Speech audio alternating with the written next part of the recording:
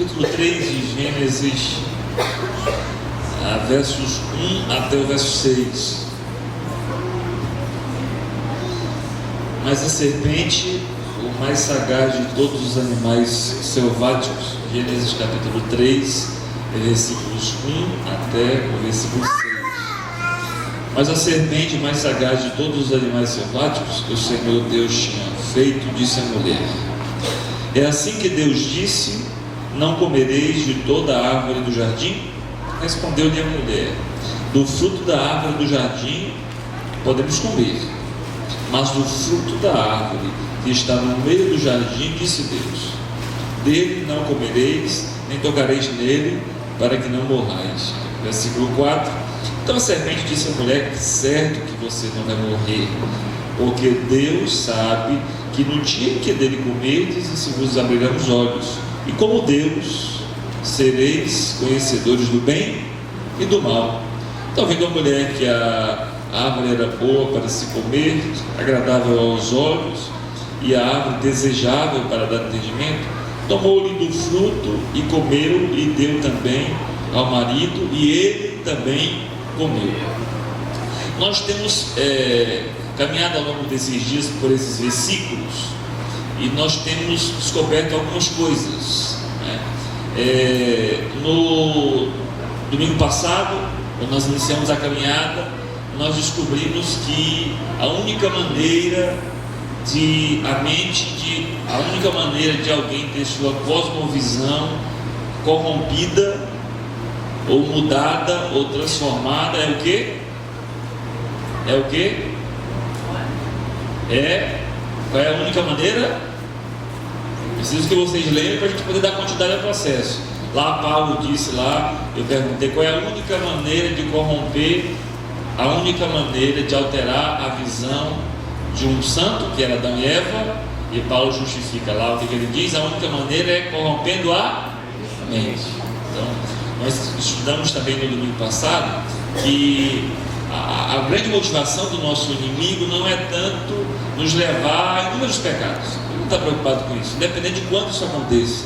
O objetivo dele é nos fazer ver a vida pela ótica dele, por uma ótica diferente. A preocupação dele em visitar Adão e Eva, lembram? Era essa. Ele ia conversar, gastou um tempo juntos, emprestando óculos para eles. Em algum momento, com esse óculos emprestado, eles iam enxergar a vida como ele desejava que a vida fosse enxergada. E nós caminhamos e descobrimos que a ideia dele também é nos fazer ter a visão de que nosso Deus, acima de santo, ele é amoroso. E nós descobrimos que não é assim, não é? É ao contrário. Ele é santo, por isso ele é amor, por isso ele nos ama. Essa é a ideia de Deus ao permitir que Gênesis capítulo 3 estivesse na história. E nós descobrimos também que nós não temos uma ideia, ou pelo menos não percebemos isso, uma ideia real do que o pecado é e de quanto ele faz mal, né? De quanto ele machuca o coração de Deus. E hoje eu queria levar essa caminhada da gente por uma visão simples, mas muito prática. Às vezes eu tenho a ideia, eu imagino que nessa equação que nós colocamos, nós julgamos o que é mais importante. Lembra da listazinha que eu perguntei na semana passada? Isso aqui é igual a isso aqui? Não, não é. A gente vai começando a calcular o que compensa e o que não compensa. A gente decide fazer, a gente não decide fazer, a gente julga as consequências. Isso aqui dá para eu suportar, vai valer a pena, então isso aqui eu vou fazer. Eu imagino que às vezes a gente olha para a ideia do pecado e do mal como se fosse eu disse aqui no JA para os jovens um dia desse. A gente olha para o pecado e para o mal como se fosse uma gripezinha. Essa é a ideia do inimigo. A gente olha para o mal, para o pecado, para o que é ruim, como se fosse só uma gripe. E gripe a gente trata com o quê? Com o quê? Toda doença você está com remédio, mas assim, você está gripado, você vai ao médico que está gripado? Quem vai ao médico que está gripado? Eu não suporto o médico. Minha esposa 2 vezes mais que eu. Então assim, às vezes minha esposa está doente, está lá, gripada, sinusite, dor de cabeça, a mulher quase não se levanta da cama, e eu não gosto do médico, mas eu tenho que começar a convencê-la a ir no médico, e ela tentar me convencer que não tem que ir. E você já imaginou se todo mundo que estivesse gripado, com dor do corpo, fosse o médico? Não dá certo. Quando a gente está gripado, a gente costuma minimizar as consequências. A gente toma um Benegripe, não é? Se a dor do corpo estiver muito grande, aí a gente toma um Dorflex, não é? A dipirona, e por aí vai. E aí a gente tenta até os sintomas melhorar. E às vezes a gente encara o mal assim, como uma gripezinha que naturalmente vai passar. E a gente começa a incorporar na caminhada da gente um monte de coisas que não é gripe. O pecado é câncer. O pecado é uma doença terminal. Você entendeu o que é pecado na semana passada? Não é a máxima que nós queremos. Pecado é enxergar a vida pela ótica do nosso mundo. E se a gente encarar o pecado como uma gripe, a gente vai tomar só um remédiozinho fraco para ele, não é? Ou só vai ao médico quando essa gripe se transformar em uma outra coisa, não é assim?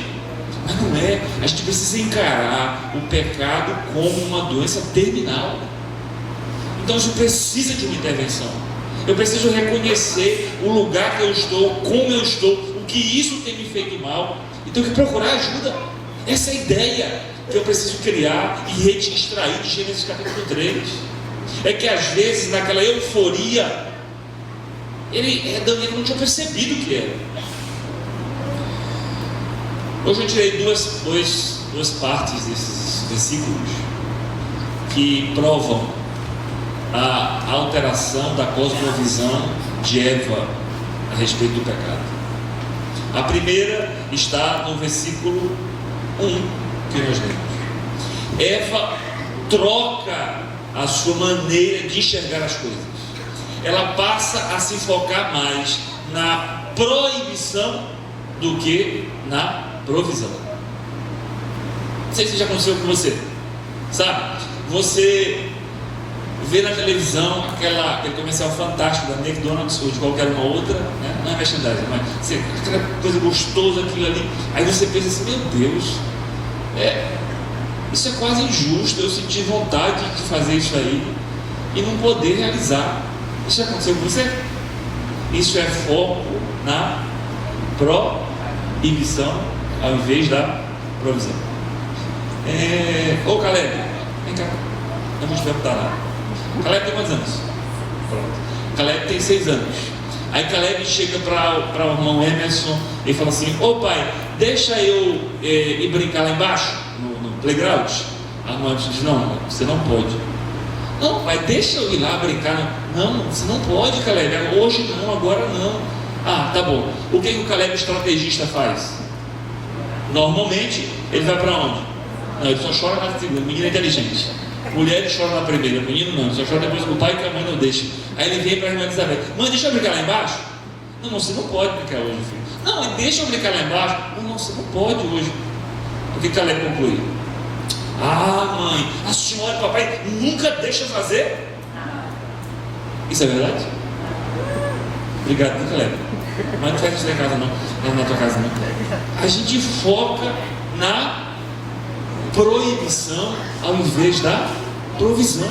Essa era a ideia. Parece que o que Deus tinha dito que não deveria ser feito, parece que o que Deus disse que fazia mal era muito maior do que Deus havia dito que eu podia fazer, que fazia bem. Essa é a primeira prova de que nós estamos com a nossa cosmovisão alterada. A gente começa a se focar no que não dá para fazer, sabe, do que Deus deixou para que a gente não fizesse.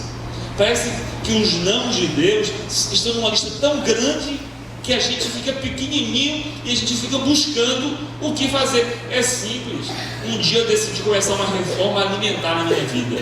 E não se preocupe, mesmo que muitos atrelem a reforma de saúde, a perda de peso, essa não é a grande verdade, porque eu sempre tive esse corpo esbelto. Não foi depois que eu mudei a minha forma de me alimentar, né? Então assim, Esse não é o principal objetivo. A mudança de hábitos alimentares é porque Deus disse que é assim. Sabe, e quando eu comecei a mudar a minha maneira de me alimentar, uma dúvida cruel tomou conta de mim. Sabe qual foi? O que é que eu vou comer agora? Eu nunca fui carnívoro assim e tal. Nunca. Gostava e tal, mas nunca foi desesperado. Mas eu fiquei imaginando, depois que eu tirar carne vermelha, proteína animal, tudo que... Vai o quê? Vai sobrar o quê? Não, isso já passou pela sua cabeça?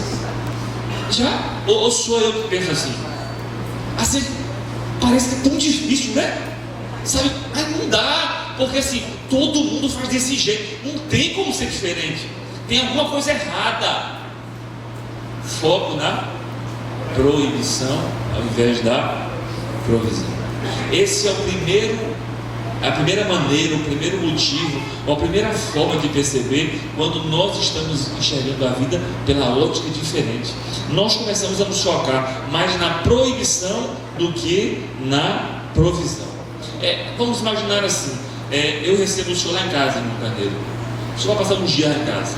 Vamos imaginar que o senhor se mudou para o exterior, e aí depois de alguns anos eu continuo aqui em Salvador, aí o senhor vem me visitar, ninguém me recebe, aí eu lhe recebo lá em casa. Mas não é porque ele não quer lhe receber, é porque eu queria receber o senhor mais do que eles.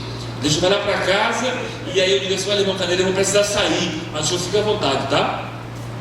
Fique à vontade, olha, pode usar a sala, ligar a televisão, mudar canal. Vem cá, aqui está a geladeira, o senhor pode comer de tudo que o senhor quiser. Olha, aqui tem iogurte, aqui tem pão integral, aqui tem queijo, e tem um monte de coisas, sabe? Tudo aqui que o senhor quiser, frutas, faça o que o senhor quiser, pode comer à vontade, tá? Fechado? Aí quando tá. Irmão Carneiro, só que lá no cantinho, atrás daquela vasilha com frutas, tem um pratinho com um bolinho que foi do aniversário da minha tia, que ela me deu para eu levar para minha mãe. Desse o senhor não pode comer.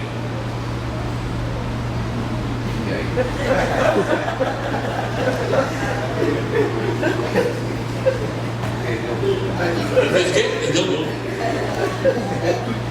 É fácil comigo, mas que... Eu aprendi isso na reunião de crianças, sexta-feira. Mas que pão de quê que ele falou lá? Mão de figa. Eu aprendi na reunião de sexta-feira, mão de figa. Mas que mão de figo? Figa? Eu botei na internet para descobrir o que é. Aí a primeira coisa que apareceu foi uma mão assim, ó. Aí eu entendi qual era a ideia, né? Mas que muquirana? Não conhece muquirana aqui não? Mas isso, sabe? Que é isso? Me deixando de não posso nem comer um pedacinho de bolo. E de tudo isso aqui, o que eu mais gosto? Que camarada mau! Na próxima vez que o irmão Carneiro voltar de viagem, nunca mais vai para casa do machuquei. Vai para casa de outro. É verdade isso? Eu proibi ele de comer o que ele mais gostava? Não. Eu dei para ele uma casa inteira, uma geladeira repleta de um monte de coisas. Ele podia até fazer um bolo para ele. Não era? Porque lá no depósito de alimento tinha trigo, tinha fermento, tinha um monte de coisas. Dava até para ele fazer um bolo até mais gostoso e em maior quantidade. Mas o negócio é que eu sou ruim o suficiente para proibir ele de pegar a única coisa na geladeira que ele queria. O que é isso? O que é isso? É foco na proibição ao invés da provisão. Deus seria muito injusto se Ele roubasse de nós o direito de fazer as coisas que nos agradam, em detrimento de nos oferecer só o que a gente não gosta. Sabe quando depois a gente começa a fazer uma lista da racionalização de Deus para conosco, a gente tem essa ideia diabólica do enviado no meio das trevas. Sabe, parece que a proibição de Deus é muito maior do que a sua provisão. Essa é a primeira conclusão de que nossa visão está alterada, ou seja, que nós estamos enxergando a vida de uma outra maneira. E eu preciso te confessar uma coisa, isso me choca. Sabe por quê? Porque eu me encontro, na maioria das vezes, pensando assim. Eu me encontro pensando assim. Sabe, eu tenho que fazer diferente, de mudar a minha forma de me alimentar, de cuidar de mim. Daí eu vou num restaurante, em algum lugar, e assim, todo mundo está lá, se divertindo, comendo de tudo, fazendo aquela... Eu fico assim, meu Deus, o que vai sobrar para mim? Sabe, eu começo a racionalizar e achar que nesse processo todo parece que eu estou indo na contramão do ideal. Parece que eu estou enxergando a vida de uma outra maneira. Segunda, Eva aumentou o que Deus falou e diminuiu o que Deus disse. Vamos para o texto da Bíblia, versículos 2 e versículo 3. O que diz? Versículo 2: respondeu-lhe a mulher: do fruto da árvore do jardim podemos comer, mas do fruto da árvore que está no meio do jardim, disse Deus: dela não comereis, nem tocareis nele, para que não morrais. Aonde é que Deus disse que ela não podia tocar?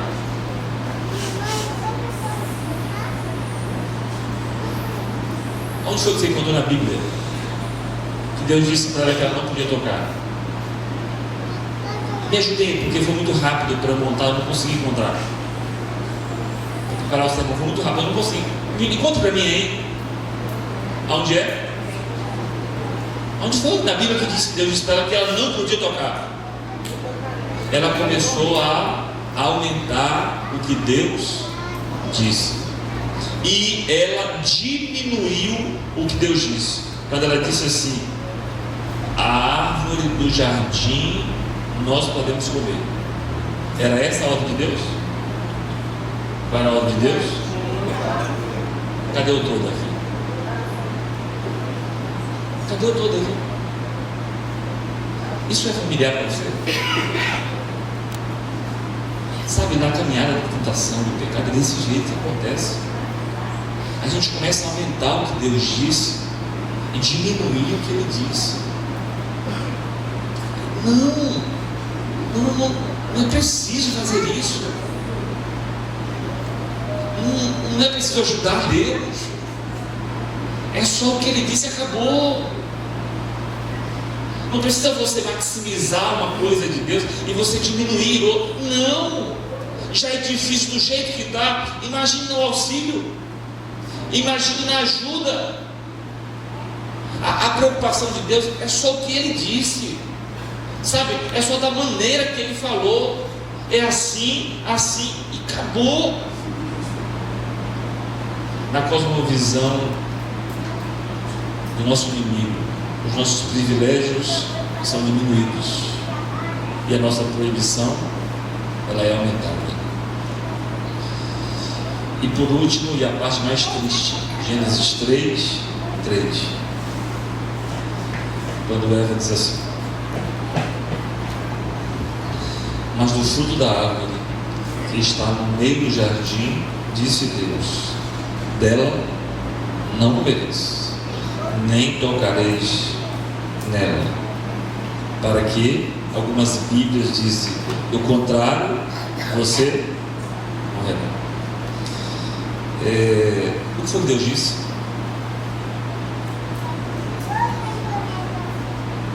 O que Deus disse para eles? Olha, vocês tal, para que vocês não morram, ou seja, do contrário, vocês vão. Foi isso que Deus disse? Foi o que Deus disse? Foi o que Deus disse?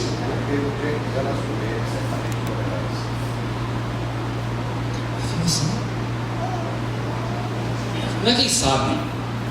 Você consegue entender isso? Não é talvez isso aconteça. Sabe? Não é pode ser que termine assim. Não é adversativa. Sabe? Não é probabilidade. É certeza. E ela omitiu isso. Ele disse: olha, na hora que você fizer, o que vai acontecer? Vai morrer. Não é mais ou menos, não é quem sabe. Pecado é mal. Você consegue compreender isso? É destrutivo. E você compreendeu o que é pecado semana passada. É mal. Machuca o coração de Deus. Fere quem me criou. E parece que a gente está criando uma enciclopédia para tratar isso como se tivesse solução. Não! Solução é o que Deus disse, do jeito que Ele disse, da maneira que Ele colocou. Não dá para ajudar, não dá para mudar, não dá para alterar. Não. Eu tenho certeza, eu tenho certeza absoluta que o Deus, lembra da semana passada, que sentou comigo na grama do jardim, que conversou comigo como seria a minha vida, que me disse quais seriam as dificuldades que eu teria, que me avisou que talvez eu ia me encontrar com esse astuto sagaz, que ele ia me dizer um monte de coisas, e que ele ia tentar me convencer a olhar a vida de uma outra forma. Não é possível que esse... Olha aí, fica mais, eu te derrubo e para cada segundo, que eu não paro. Perdão, galera. Não é possível que esse Deus vai me matar por isso.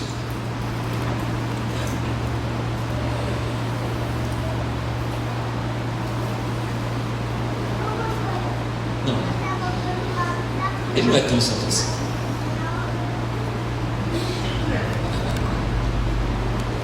Não é possível que Ele vai colocar a santidade dele diante do amor. Não acredito. Porque se Ele fosse só santo, Ele me mataria, ou eu morreria. Mas eu tenho certeza que Ele vai compreender o que me levou a isso. Eu tenho certeza que Ele vai entender que às vezes, um momentozinho que eu paro ali, só para falar mal dos outros, sabe, só para criticar as pessoas. Você vê o nome do que você quiser disso. O nome disso é pecado. O nome disso é maldade. Isso fere o coração de Deus. Não, só no dia que eu fizer desse jeito aqui, não precisa. Eu só estouro só uma vez. O nome disso é pecado. Isso faz mal. Sabe o que é uma pessoa? Que era impossível um Deus de tanto amor permitir que eles fossem levados à morte.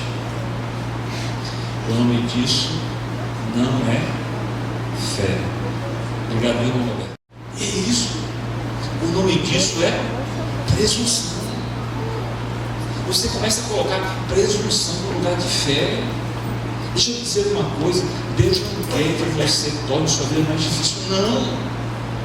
Deus não quer que você o auxilie no processo, não. A única coisa que Ele quer é que eu e você levemos a sério o que Ele falou. Só que eu preciso confessar uma coisa: alguma coisa errada está acontecendo, porque parece que eu estou reescrevendo essa história, parece que eu estou colocando algumas coisas e tirando outras. É impossível que o meu Deus não vai entender que eu fui obrigado a fazer isso. Para! Eu preciso parar e compreender que moléstia é essa. Eu preciso entender, não viver a vida no automático, que vai passando sem parar, sem reconhecer, sem ver o que está ferindo, o que está subindo, e vai seguindo. Isso é presunção. Deus vai entender.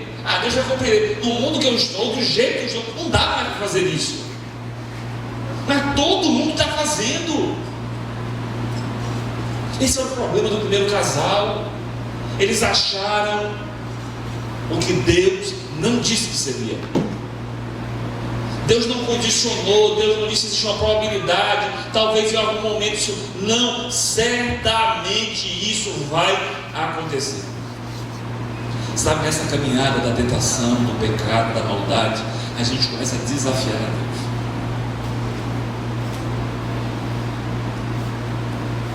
Ou não é assim que acontece com você? Comigo é assim. A gente começa a testar Deus. Mãe, deixa eu ir. Eu não volto. Mãe, deixa eu ir. Numa hora ela vai entender que eu preciso ir. Deus, eu sei que não é para fazer, mas tá, hoje não faço nada. Eu sei que não é. Para de tentar racionalizar as coisas com Deus. Você vai viver 100 anos, nunca você vai convencer Deus que é diferente, porque Ele nos amou desde o princípio. E se Ele disse que era, acabou, não tem outra coisa. A gente começa a se envolver, a ficar repetindo as coisinhas, as mentirinhas do dia a dia, como se fosse uma verdade. Uma hora a gente encarava como verdade. Lembra dos juízes lá de Sansão e Dalila? O que é aquilo ali? É brincar com Deus, é tentar negociar com o Senhor. Deus não vai levar em consideração só porque eu peguei uma que não era cristã, de fora do meu povo. Ele vai me perdoar? Claro que vai. Mas o problema não é aí. O problema é que eu vou acumulando essas conquistas maléficas para a minha vida. Isso vai me matando. Você sabe que eu te amo, Sansão. E daí? Me conta qual é. Me conta qual é o teu segredo. Meu segredo, você sabe como é que é. Tem que pegar umas cordas novas e tal, me amarrar, e daí a pouco então, Sansão está chegando. Mas Sansão, você poxa, tanta coisa que eu faço por você. Não, é porque olha, tem outra coisa, você tem que preparar ali, fazer de um jeito para que quando. Aí esse é o meu segredo. Sansão está vindo lá. De novo você me enganou, Sansão. Que é isso? Isso não me ama, não. Eu vou te dizer o que é. A gente não pode passar a navalha na minha cabeça. Olha a sua Bíblia, um dos versos mais tristes dessa história. Juízes, capítulo 16.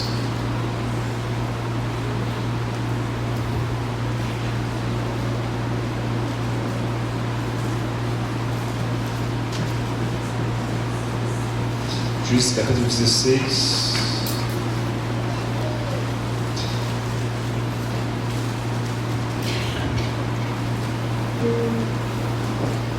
Versículos. A partir do versículo 15. Ela começa a conversar com ele, pedindo que ele lhe contasse.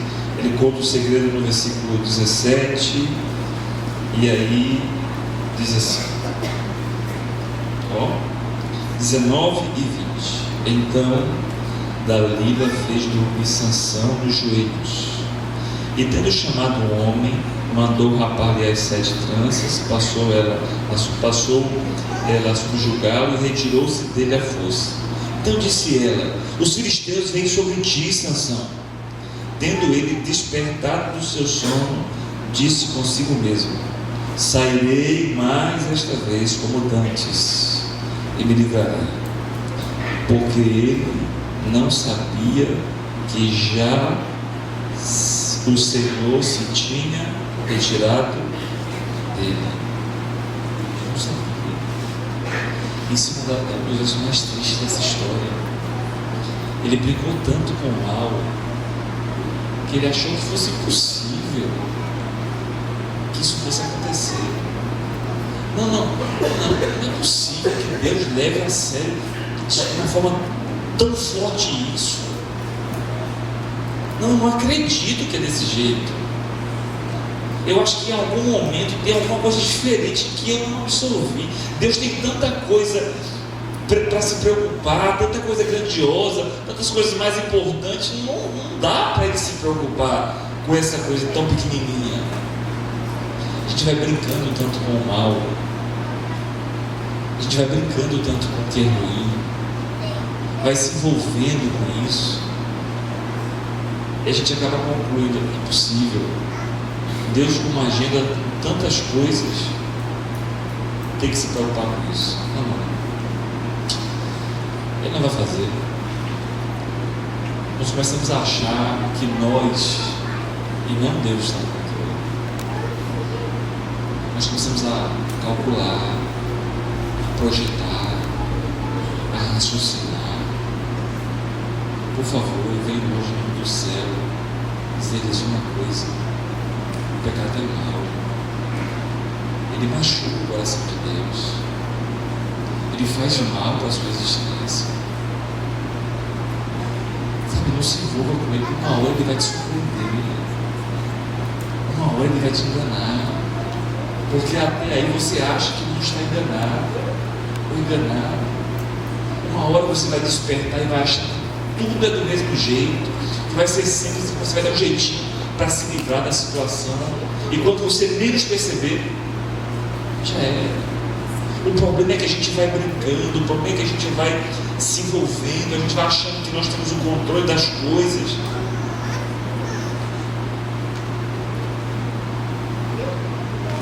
A Epístola de João diz uma coisa fantástica.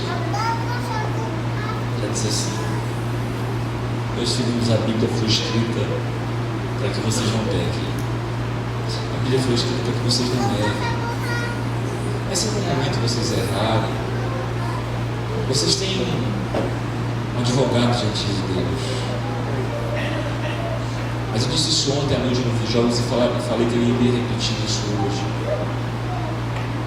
Você precisa entender que para esse advogado, não é só quando você estiver tremendamente enrolado, não.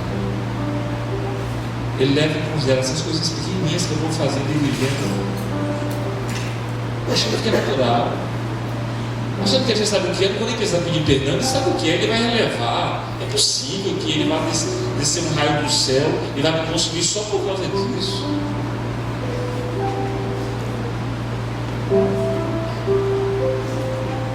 Pecado é pecado, irmãos. Mal é mal. Não minimize as coisas. Não tente inverter na tabela de Deus. Só tem uma solução para o pecado, e é o advogado Jesus. Agora, para isso, eu preciso reconhecer onde eu estou. Eu preciso reconhecer como eu estou encarando e vivendo a vida. O que é que eu estou passando como se não fosse nada? E achando que na grande contabilidade isso vai ser centavos. As pessoas que eu vou ferindo, as pessoas que eu vou machucando, que eu vou criticando, as mentiras que eu vou falando, os desejos impuros que eu vou alimentando, os tropeços que eu vou dando, e nem sequer lembro de que eu tenho um advogado para essa situação. Mas eu preciso chamar ele, dizer o que é, a batalha que eu estou travando. Ele precisa saber.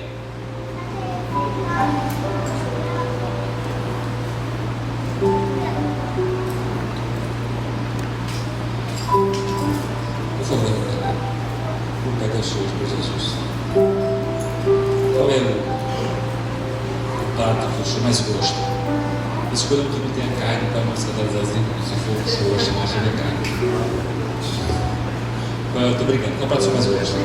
Manteca de peixe.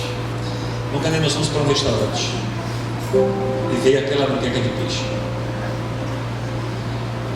Aquela. O Dendê lá na Fonte Nova estava sentindo o cheiro. Sabe, eu também sou fascinado por manteca de peixe, então eu sei o que o senhor está sentindo agora. Sabe, vem aquela. A gente começa a se alimentar com ele, nós todos. E a gente se esbala mesmo, parece que aquela ali era a última vez que a gente ia comer moleca na vida. Já aconteceu com o senhor assim? Comigo acontece quase toda vez.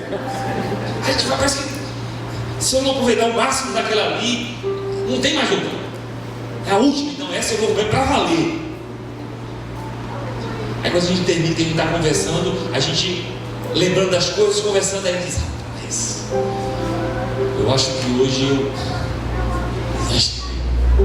Já aconteceu isso com você, não? Aí vem um enviado no meio das trevas, o garçom. Ele diz assim: senhor Carneiro, o senhor gosta de olhar o nosso menu de sobremesas? Aí o senhor diz: não, eu estou cheio. Não, está incluído no preço do almoço.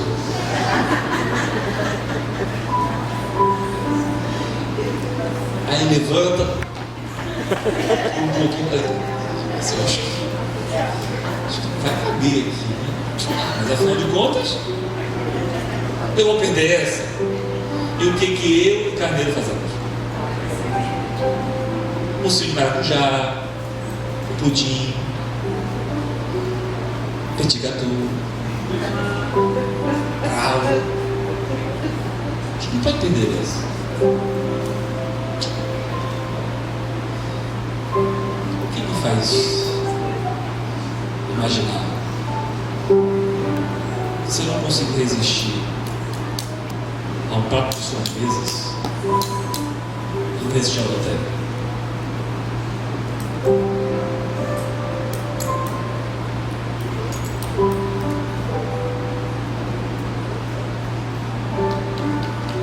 Faz acreditar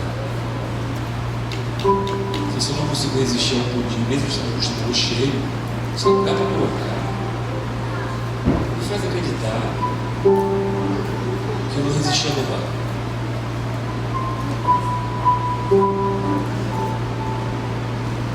Sabe qual é o nosso problema? É esse. A gente vai se preparando só para os grandes embates da vida, né? Eu não posso olhar para outra mulher porque eu vou desejar, não, deixa eu desejar. Eu sou uma taxa e ele vai conseguindo as conquistas que ele sempre desejou na nossa vida, sabe? Quebrando aqui, machucando ali, relevando acolá, desencolando ali.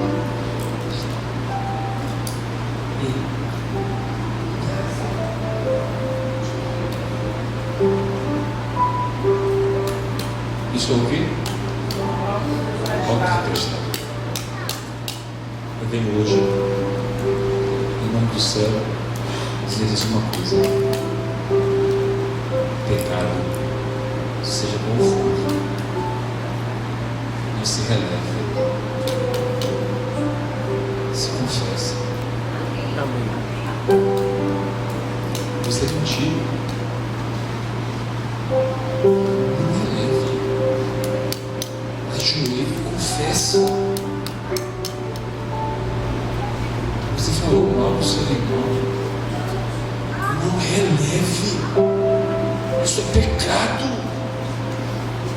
Pare. Peça perdão. Confesse. Você machucou alguém mesmo com todos os motivos que você acha, ele lhe feriu. Isso é pecado. Pare, confesse. Você entende agora por que ele mudou a nossa visão? Porque essas coisinhas parece que não tem tempo para a gente confessar delas, porque elas são tão naturais. O que lhe faz acreditar que, relevando todas essas coisinhas pequeninas, lá na frente vai baixar alguma coisa em você, e quando vier algo forte, eu vou resistir. Para! Aonde é que eu estou com a cabeça? Da onde é que eu tirei essa ideia? Filhos de Deus, pecado para o advogado, e advogado não sai batendo de porta em porta, preocupado, perguntando se você quer ir ali defender. Você precisa buscá-lo. Por favor, jogue essa ótica fora, esse óculos emprestado em qualquer lugar, e comece a ver a vida como Deus deseja que você enxergue. Nós não estamos pregando perfeccionismo, é só para você entender que tem pecado, que nós vamos pecar, mas para esse pecado eu tenho um comportamento que é ajoelhar, é confessar, seja ele pequenino, mínimo, grande, o que for. Não está vivendo a vida no natural, no automático, seguindo, só pisando no acelerador, que todo mundo vai entender, as coisas vão acontecer, e na hora que você precisar frear para encarar a grande tentação, você vai conseguir resistir. Não caia nessa. Isso é óculos emprestado. Isso só nos levará para o fracasso e para a destruição. Todos os pecados, todos os nossos erros, tem perdão.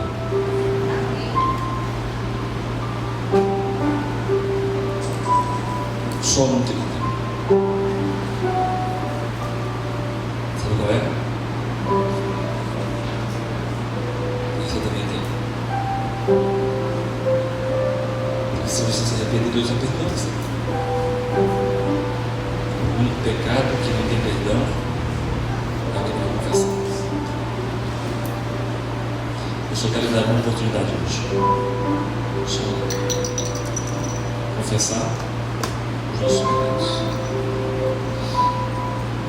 Eu não vou orar.